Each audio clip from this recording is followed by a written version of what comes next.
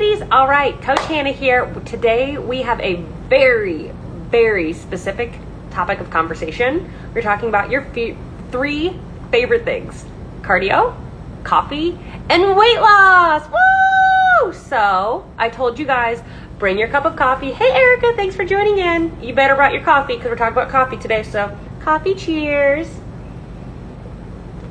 All right. Hey, thanks for joining. Thanks for joining, Jenny. So basically we're talking about cardio, coffee, and weight loss. This analogy came up with a client not that long ago, and it finally was like a light bulb moment. And I was like, I have got to, I love me a good analogy. Clearly that's not going to shock anyone. And I was like, I got to share this one. It was great. It was great. So she was coming in with the mindset of the more cardio, the better. You got to leave the gym so sweaty to have an effective workout. Cardio, cardio, cardio. I love cardio. Whee! And I'm like, okay. Has it ever worked? She's like, well, no, but I love cardio. And I'm just like, well, okay, I get it. So first, I feel you ladies with the post cardio high, the feeling good, that feeling drenched in sweat, out of breath. During it, you're kind of like, what is this shit? And then after you're like, ah, oh, damn, that felt good. I get it. I understand the high you get with cardio, but you have to understand that chasing that high can actually get in the way of you losing weight. So we're going to relay this. We're going to take us out of the cardio conversation, out of weight loss, and talk about something that you totally understand. Coffee.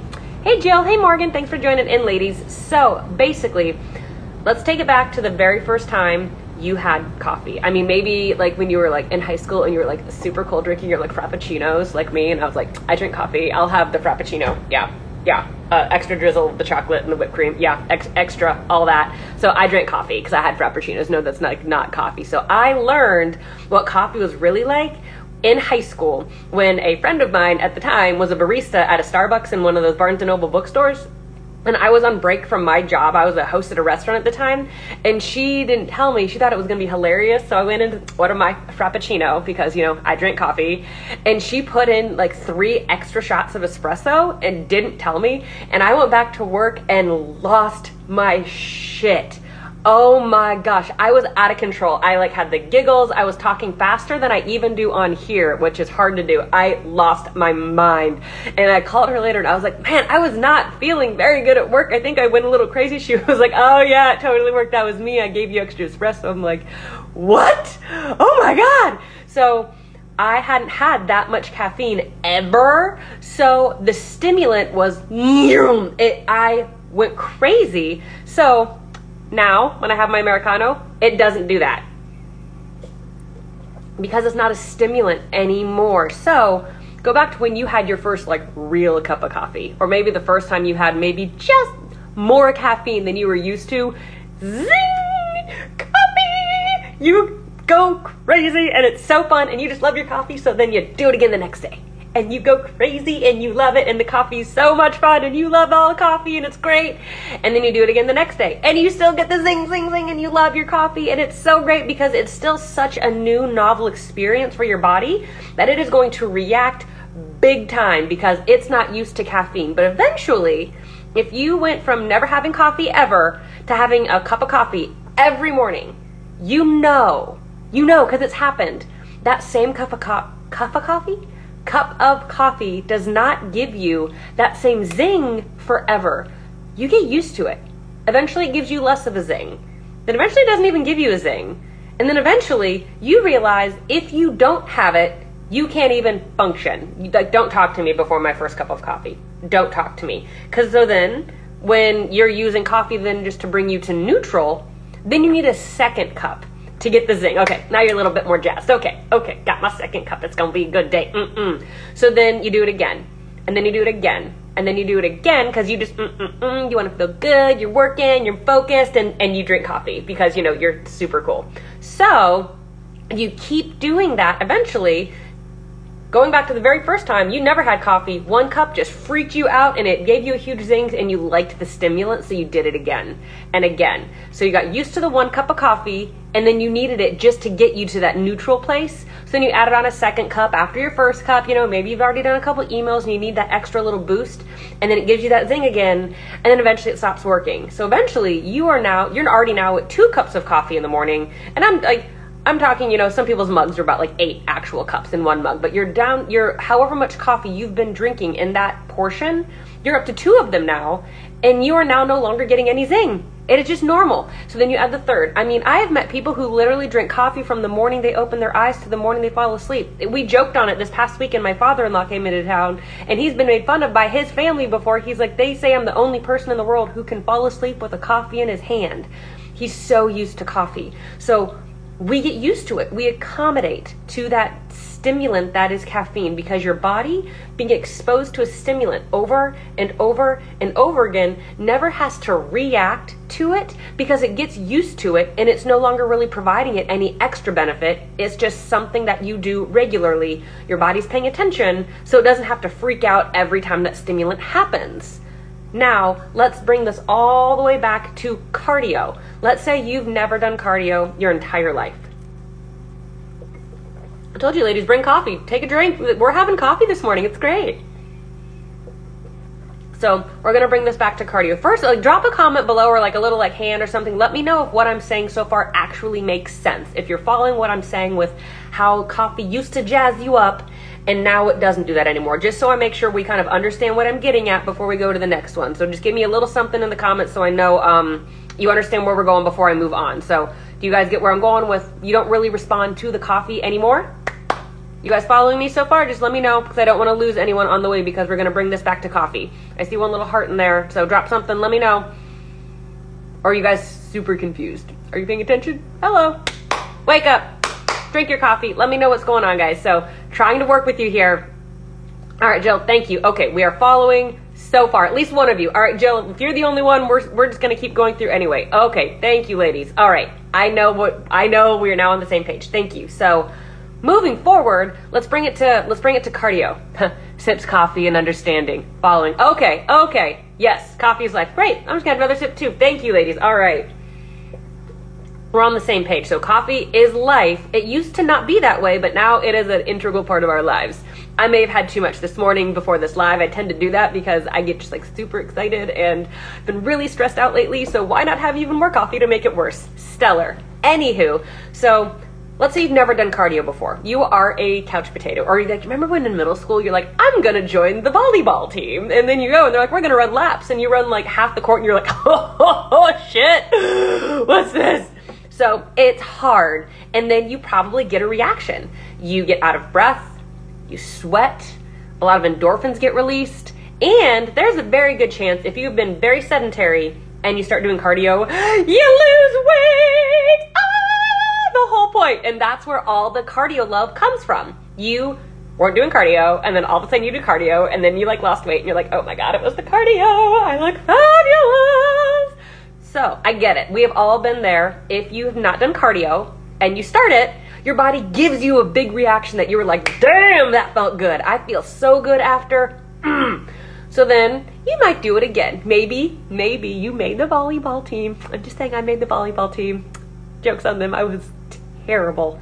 Anywho, so then you run again and you still get that same oh, that was really hard. But the same endorphins released, you get that high, you get the sweat, maybe you keep losing weight for a little bit, and you keep doing it, and you keep doing it, and you keep doing it. You keep doing your cardio. Maybe now you're an adult and you're doing that with the elliptical. Maybe, COVID got the best of us. All of a sudden, you haven't done cardio and you don't know how long. So you plopped your ass on the elliptical or Stairmaster and, you've just been crushing it, losing some weight, and all the weight loss just isn't still going. It seemed to stop. That's because what is happening when you're doing cardio is exactly what happened when you had your first cup of coffee. You get a stimulant reaction. Whee! Because it's new and it's exciting to your body. And then it just gets used to it because you do it all the time. So it's no longer novel. It's no longer giving you anything extra. It's just part of your life. So if you do cardio all the time, let's say you started post-COVID, you were going to do some cardio, get yourself in shape because, the jeans, they got snug. I mean, it was a pandemic, so I drank wine and my jeans got snug. Shit happens to all of us. I get it. So you go to the gym, maybe you're doing elliptical, let's say 20 minutes, 3 days a week. I got this. And you start to lose a little weight. And then the weight loss stops. And you're still doing it. You're like, fuck, why isn't it working anymore? Fuck. So you do 30 minutes. Maybe something changes. Maybe not. Okay, I'm going to do 5 days a week now. Maybe a little change. And then nothing. You're like, what the hell? Oh, I'm doing it. I'm doing the cardio. Why am I not losing weight? It's because your body's paying attention. Your body, it's annoying as hell. I get this, but it's paying attention and it's pretty cool. It adapts. So it's no longer a new novel stimulus that your body has to accommodate for with weight loss because all of a sudden you're burning a ton more energy. It is now part of your daily regimen. It is expected. So your body's like, isn't like, woo, cardio, what's this? I'm going to lose weight for you because you're all of a sudden using a ton of energy. It's just waiting for your 5 o'clock cardio session after you finish your emails thing like, yup, this is what we do every day. Yup, this is what we do every day. So your body stops reacting to that stimulus of cardio because it just gets used to it. Same concept with, it just gets used to you drinking caffeine. If you've never had caffeine or you do a really long break and then you implement it again, zing, you get that hard shot of, whoa, I haven't had caffeine in a while again. We've all done it. No, I know if you have. I have. It's kind of fun. So same thing, if you haven't done cardio in a long time and then you get back into it, you get that zing, woo, that cardio high comes back and maybe some weight loss, and then it stops. Because it's no longer a new stimulant, your body will just adapt. So this is why, myself included, a lot of online coaches are trying to get people away from so much cardio. I'm like, just reel it in just a little bit, just bring it back in. The whole reason is, this is the hallmark of a very successful diet. This is my favorite thing in the world, is to lose weight.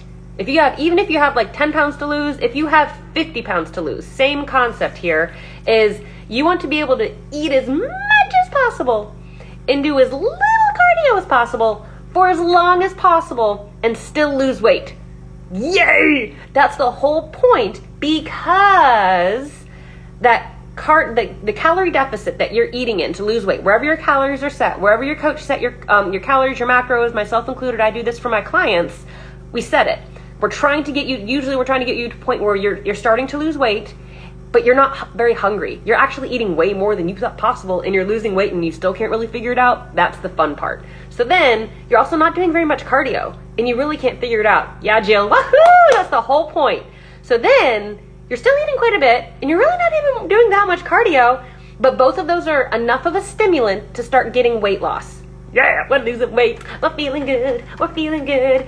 And then it stops. Fuck, Hannah, I hired you to help me lose weight. I've lost like 12 pounds and now it's not moving. It hasn't moved in 3 days. I'm like, 3 days is not a plateau. Easy, tiger. But the plateau hit. Great. It should. It is biology. Plateaus are going to happen. The only problem you run into with plateaus is if you work with someone stupid who didn't plan for them from the beginning.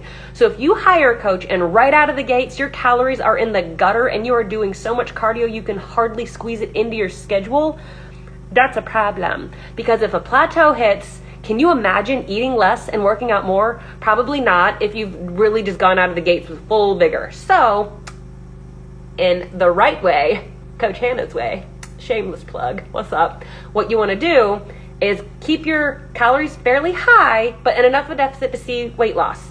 Keep that cardio amount pretty low. Enough you're feeling good. We're getting some energy expenditure. We're going. It's good. It's good. The plateau will hit. It's gonna come. Don't be surprised. It's coming. It should. So when the plateau hits, because we were smart and we know your body will adapt to the stimulus.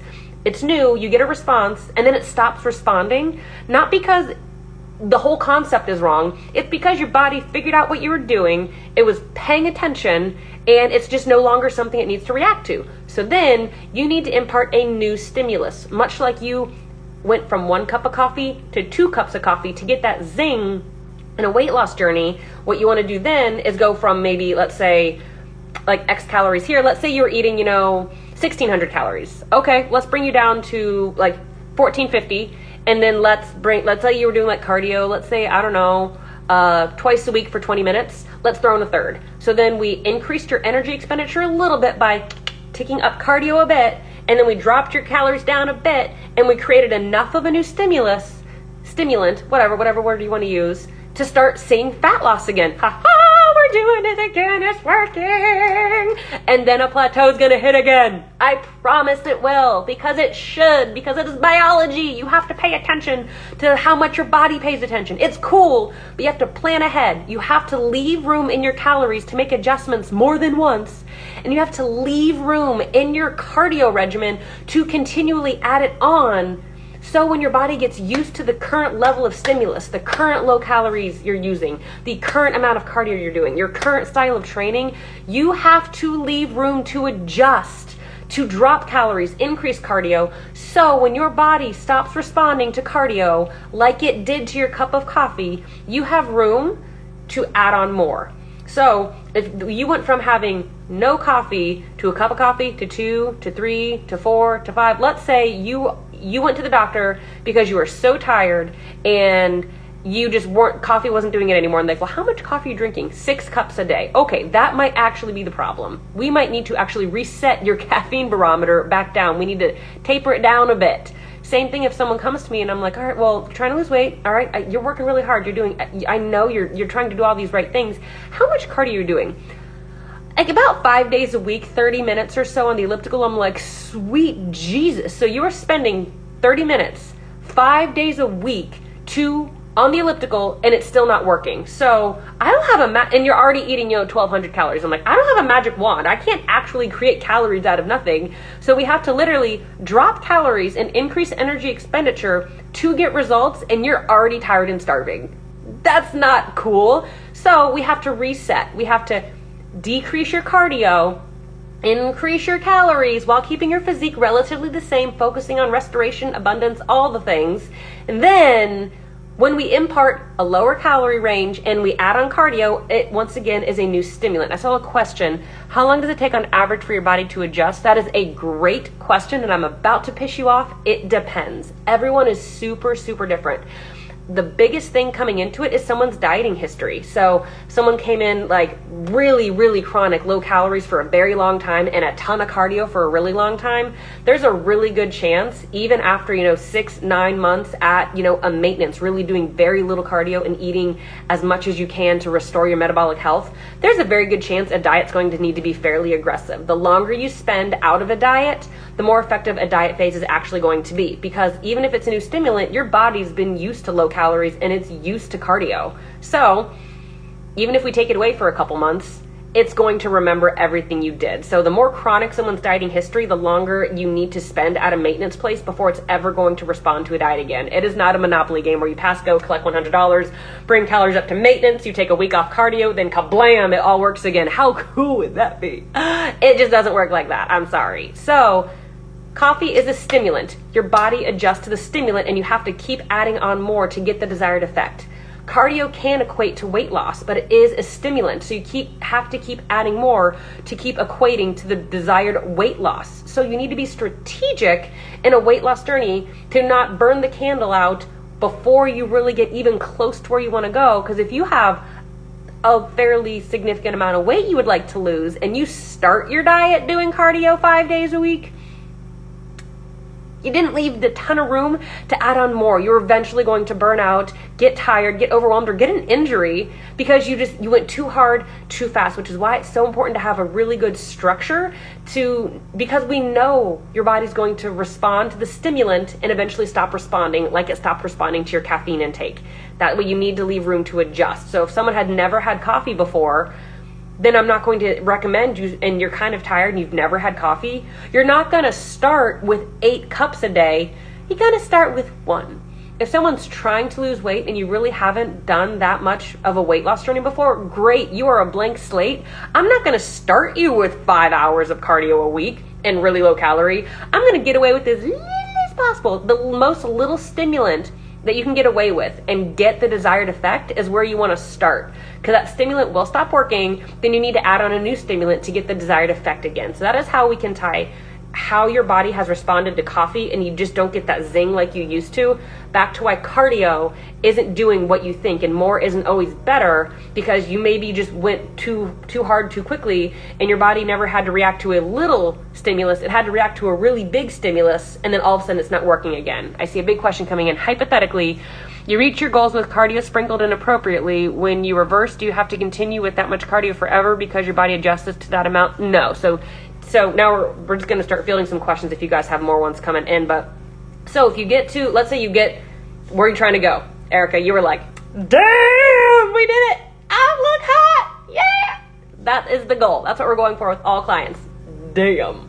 So you get there. You're in a calorie deficit. So let's say calories are here and cardio is here at the end of the journey. That's normal. So what you start doing in a reverse/recovery diet, and it's very person dependent. Some people are like, I just need to keep a little bit. I'm like, great, that's fine. So we start upping calories and dropping cardio little by little by little, because eventually we want to get you to maintenance where calories are up here and cardio is down here. So some people keep, 1 or 2 very light cardio sessions a week. I was doing cardio when I did my last cut that I was pretty open about here when I was training for that photo shoot, and I ended with plenty of cardio. Now I literally do a 10-minute cool down after I lift the end, and I hike on weekends when weather's nice. Like, I don't do formal cardio right now. Some people keep it in a little, some we don't. So it's very independent, but no, you're not stuck with that amount of cardio forever, because the cool thing about adaptation with the body is your body can adapt both ways. Like, so let's talk calories for a second. You start dropping calories down, your body will adapt and get used to it. So you have to leave room to keep dropping. Your body adjusts down. As we reverse you and bring your calories up, your metabolism can adjust up as well. Same concept with cardio. Your body's going to respond to a ton of cardio, and if we taper it down, it's going to let you actually get away with doing less in a strategic way. You don't want to go from doing, 6 hours of cardio a week to doing none because Hannah said cardio is not working anymore. That's a terrible idea. You want to be easy and smart about how you're changing things. But Erica, did that answer your question? Let me know if that did answer. But basically, you just want to be smart about what you're doing and when. You always want to know exactly where you're going. That should dictate what your plan looks like. If you're not exactly sure where you're going, you can't put together a really good plan to actually get there. So that's really what I want to impart on you ladies. Is Erica, let me know if that did answer your question. But just, your body's going to react to a stimulus, much like it does when you drink coffee. You get used to the same, okay, great, I'm glad I answered your question. So you get used to just the same amount of coffee coming in, so it doesn't give you that zing anymore.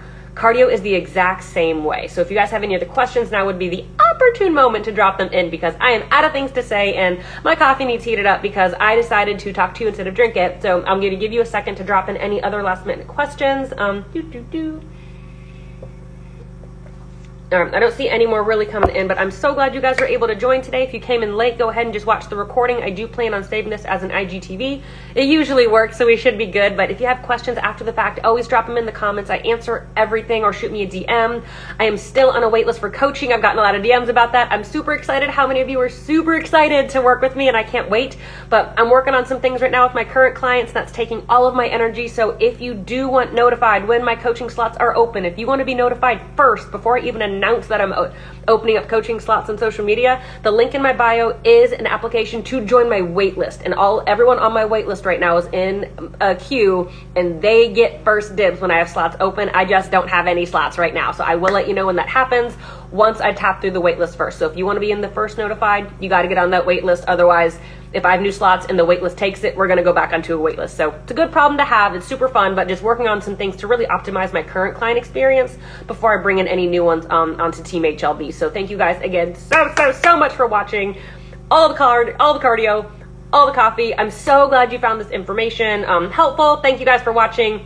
I'm out. I'll see you later. Oh, and by the way, just because you watched it all the way to the end, I'm going to tell you a really cool surprise. I'm driving to Florida and I'm getting a puppy this weekend. So bye. I'm going to get a puppy.